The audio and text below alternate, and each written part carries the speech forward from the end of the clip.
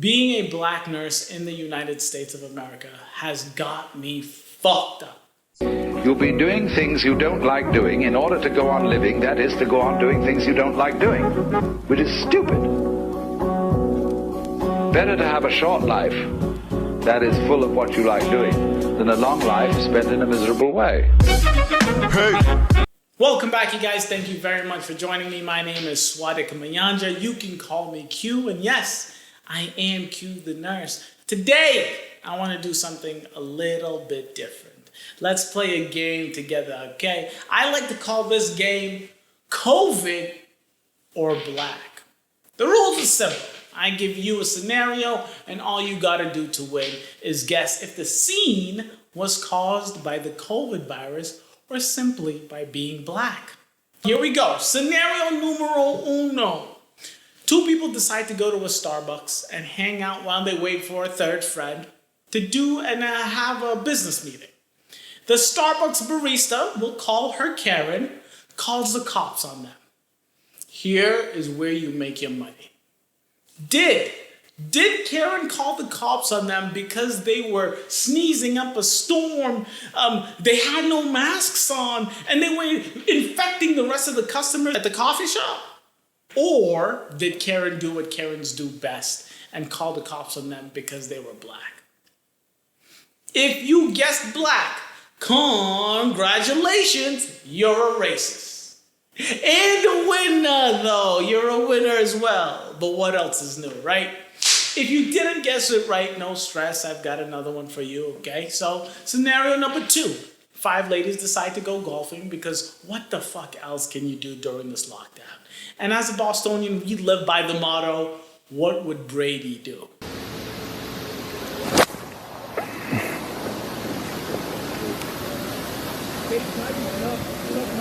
Get it, go in! Yeah! Oh my goodness! Oh, you made it! God damn it, that's an amazing shot.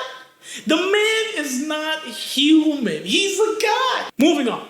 The ladies are enjoying their tea time. That is until the owner of the club, we'll call him Karen too, gets upset and calls the cops on them. Game time. Now game time, boys. Let's see what you got.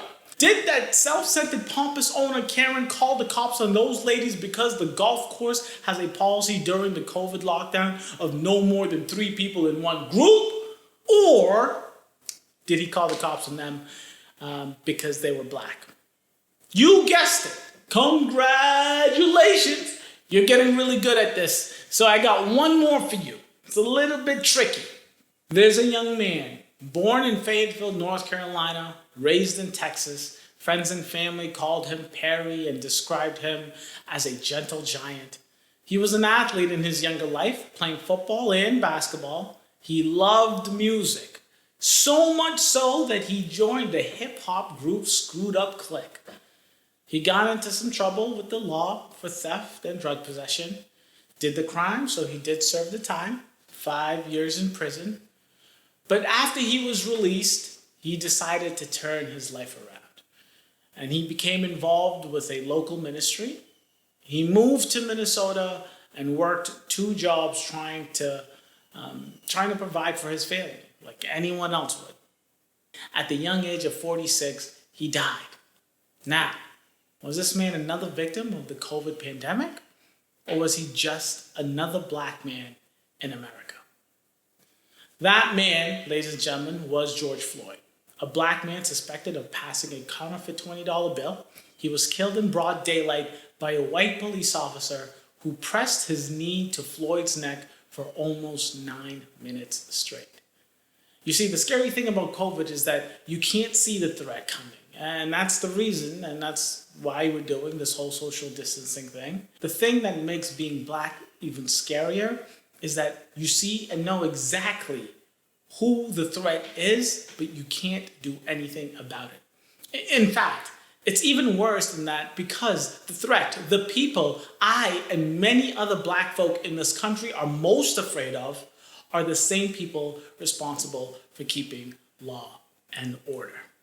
Being a black nurse in the United States of America has got me fucked up. For about 2 to 3 months, my profession was put on a pedestal. We are essential workers. We were celebrated in every newspaper, newsstand, and news network. People called us heroes.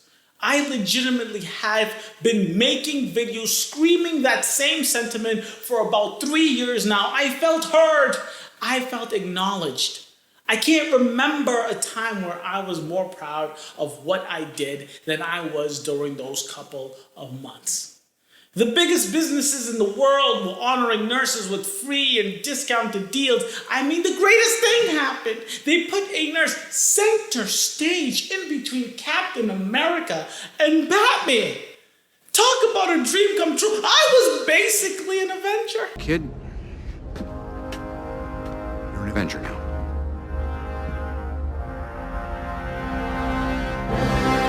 For a hot second there, I thought I was special. I thought I was doing something important. I thought that my black life mattered. I had the audacity to believe that I was living Martin Luther King Jr.'s dream of residing in a nation where I am not judged by the color of my skin, but by the content of my character. All of that pride and honor in what I do and who I am was gone in a single day. Not even a day. In a 10-minute video, I was reminded that as long as you're black, it does not matter who you are or what you do. For God's sakes, the nurse in the hero painting is probably a Karen. Look close enough and you could see the blonde highlights. Deep down inside, I know what I do as a nurse is important. And thanks to the amazing people in my life now, I know that as a human being, I, Swadik Mayanja, am special. But the question still stands. In the eyes of white America, does my life matter? In the eyes of the law, does a black life matter? In the eyes of our United States government, do black lives matter?